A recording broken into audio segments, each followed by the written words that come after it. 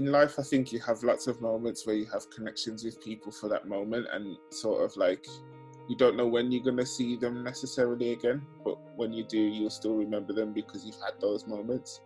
And just during this period of opening up, of creating this garden and like doing little things, and there was one day where I had some friends around. I was intentionally designing a day of games and fun for us to like connect with people in this area. The result of that was there was this one guy that came round. He lives a road or two away from me. One of my friends must have invited him to come and see the space that I created. I had lots of like herbs and stuff growing, like thyme and stuff you can season your food with.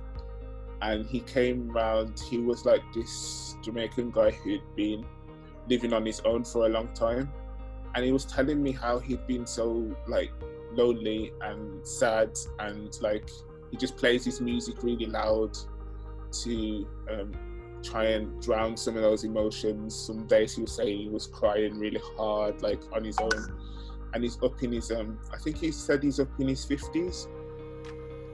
And he came, and I was able to give him some time for his oxtail, what he was cooking that day. But he said he just appreciated that conversation. And I thought, well, this is what it's about really. Like, even if I don't really necessarily continue always seeing that person, because I can't remember where he said he lived, which one, what number.